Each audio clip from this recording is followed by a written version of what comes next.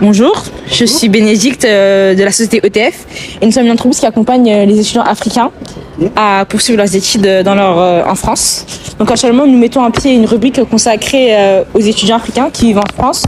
Donc l'objectif pour nous, c'est de partager vos difficultés avec nous pour que nous puissions le remonter à Campus France pour qu'ils changent un peu leur service.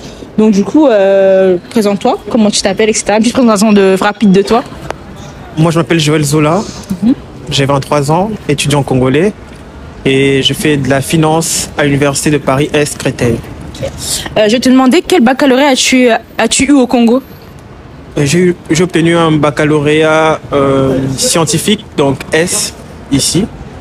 Et au Congo, voilà. Et là-bas, au Congo, quand c'est scientifique, ça veut dire que la mathématique, elle prime plus. C'est ça. Et dans quelle université tu es en France, là, actuellement? Actuellement, je suis à l'Université Paris-Est Créteil. Et tu fais quelle formation là-bas?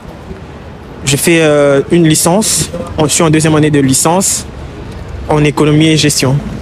D'accord. Est-ce que tu as eu des difficultés quand tu es venu en France? Oui, comme tout le monde d'ailleurs. Tu peux développer un peu plus dessus?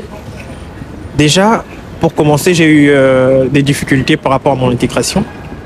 Il faut savoir que c'est pas du tout facile à s'intégrer, à avoir des repères dans un milieu où tu ne connais personne. Et le départ a été difficile, mais j'ai eu quelques étudiants qui ont eu à me guider. Et là, maintenant, je m'en sors. Et tu es venu par quel système pour venir en France? Je suis venu par Campus France. Et, tu peux détailler comment ça s'est passé par rapport à ton dossier, etc. En gros, il fallait réunir un dossier qui était constitué de tes bulletins, ton identité. Et à partir de là, il fallait faire entrer ça dans la plateforme Campus France en ligne et passer l'interview et par après avoir le visa pour venir ici. C'est un peu ça. D'accord. Et tu m'as dit que tu avais des difficultés concernant ton intégration. Quel genre de difficultés tu as rencontré pendant ton intégration en France, que ce soit à l'école ou même en dehors? La première difficulté que j'ai rencontrée, c'était déjà par rapport à la prise de notes, parce que ce n'est pas du tout pareil. Nous, on pouvait... là-bas, on avait des supports. On pouvait se baser sur les supports, mais ici, c'est pas pareil. Ici, le monde est un peu évolué. Il y a l'ordi, c'est un peu compliqué. La prise de notes, c'était compliqué. Les profs enseignaient rapidement. Il fallait aller à la BU. Déjà, par rapport à ça, c'était compliqué. Ensuite, financièrement, c'était aussi compliqué parce que on n'arrivait pas à en même temps payer les études et en même temps aller aux études. Donc, trouver un travail, c'était compliqué. Et par la suite, on a essayé de s'en sortir et voilà.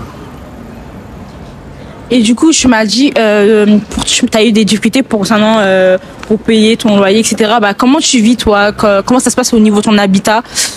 Est-ce que tu travailles à côté de tes études ou il y a quelqu'un de ta famille qui t'envoie de l'argent? Enfin, comment ça se passe à ce niveau-là? Au début, mes parents m'envoyaient de l'argent, tout le temps une somme assez conséquente pour me permettre de survivre. Et après, ils ont dû arrêter parce que ça devenait un peu comme une charge. Et là, je suis chez les membres des familles, mais c'est pas du tout facile, je vous avoue. Et j'ai fait travail d'été, job d'été. C'est ça qui me permet jusque-là de tenir. Mais sinon, c'est compliqué. En tant qu'étudiant, c'est compliqué. Et quand tu as postulé pour trouver ton job d'été, est-ce que tu as eu des difficultés à être pris pour ton job d'été, ou ça a été rapide, ou ça a été plutôt facile? Franchement, ça a été difficile. J'ai fait une année sans trouver. La deuxième année, j'ai trouvé un job. Mais au départ, c'est compliqué parce que j'avais pas d'expérience. J'ai jamais travaillé de ma vie. Et voilà. Et là, maintenant, j'ai eu de l'expérience.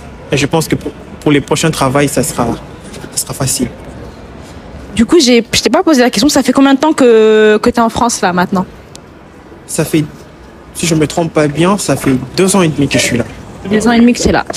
Et du coup, maintenant, est-ce que tu penses qu'il y a un changement du Joël qui était au début et au Joël qui est là maintenant devant moi? Alors là, franchement, oui, il y a un très grand changement. Je pense que j'ai mûri et j'ai pris beaucoup d'expérience ici, en France. de par les difficultés que j'ai rencontrées, de par diverses situations auxquelles j'étais confronté.